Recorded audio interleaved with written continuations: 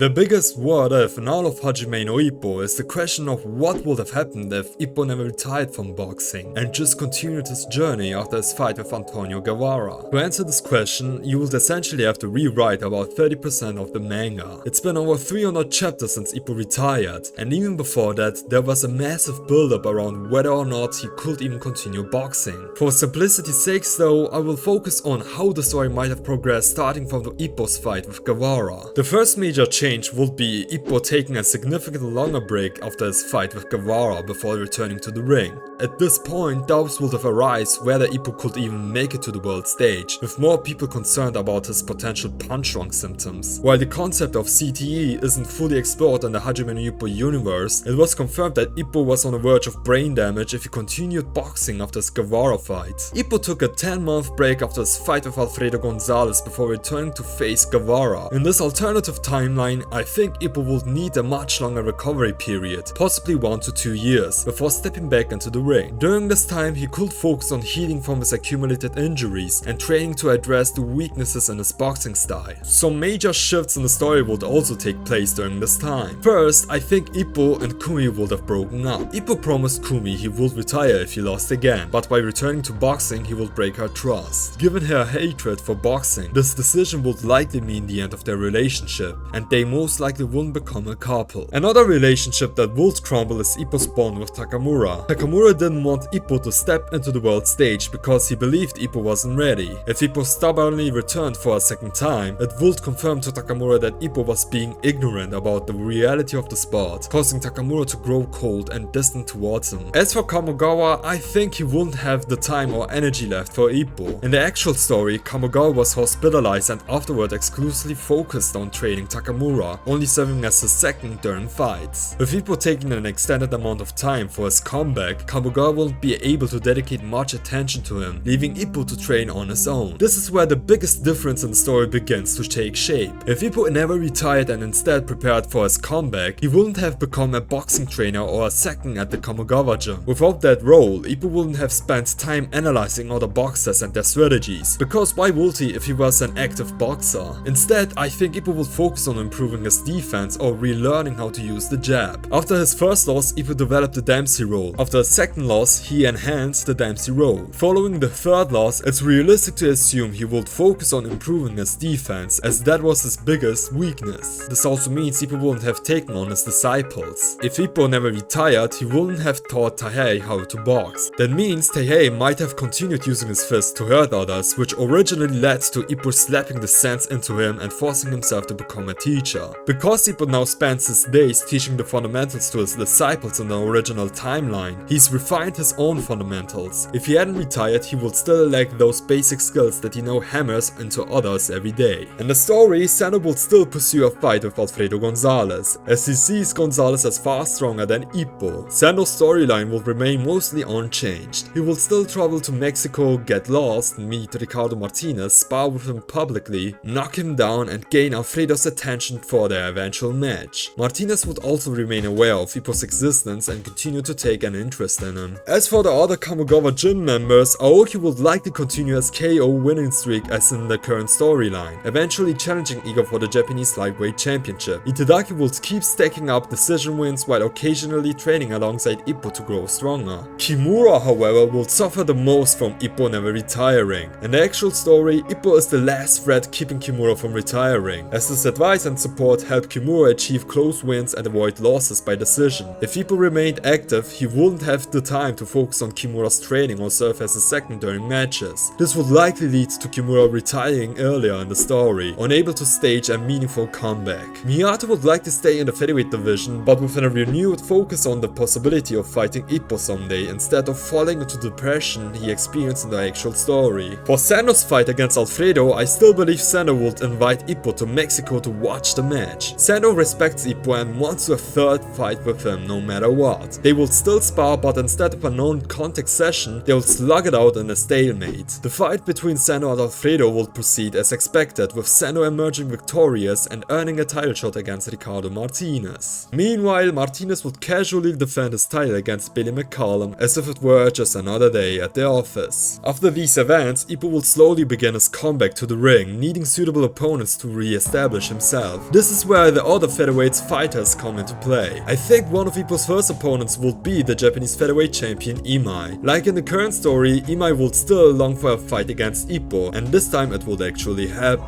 Imai, still riding his first round KO streak, will face Ippo in a comeback bout. Ippo will defeat Imai in one round, taking his rankings. Following this, Itadaki will finally get his chance to challenge Ippo. In the story, Itadaki has always been jealous of Ippo in some way, shape or form, and this would be his opportunity to test himself officially. Ippo will secure a win over Itadaki, and then move on to fights that boost his world rankings. He might even face Antonio Guevara again to reclaim his world ranking, but ultimately that will be necessary. From the actual story, Wally will still have his world title fight against Martinez, with Volk on the undercard defending his junior lightweight title. Ippo and Sendo will still be invited to the event, and Volk and Ippo could still spar. However, this time Ippo will suffer a knockdown instead of standing toe-to-toe with Volk. Without the psychological tactics he gained from being a coach in the actual timeline, Ippo would be at a disadvantage. As expected, Volk and Martinez would win their fights, but with the difference that Ippo would not be a second for Wally during that time, and Martinez would await Sendo's decision on when their match will take place. Sendo, of course, would continue to develop the improved smash that he plans to use against Martinez. However, this time I don't believe that Miyata would help Sendo with his training. Instead, Miyata would focus entirely on preparing to fight Ippo, who remains his primary goal.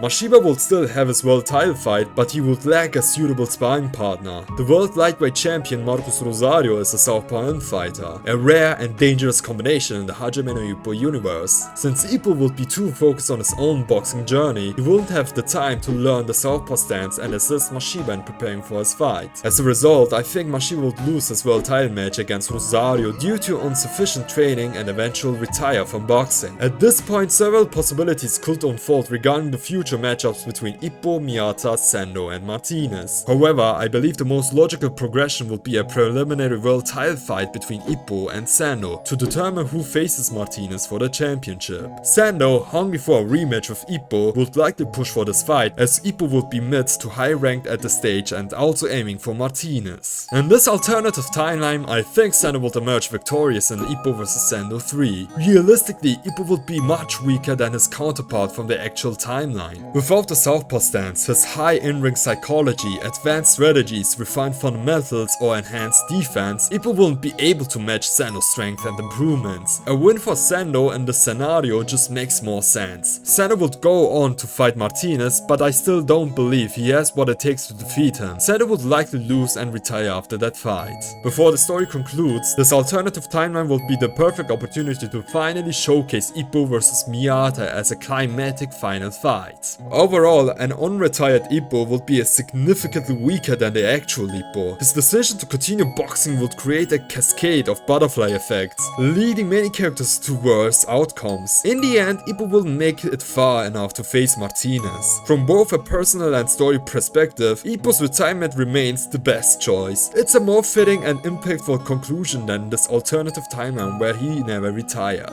I want to thank my top tier member A-Prime for being an awesome supporter for this channel. If you've enjoyed this video, then please leave a like and subscribe to my channel for more Hajime no Ippo content. I'm the Green Crow and thanks for watching.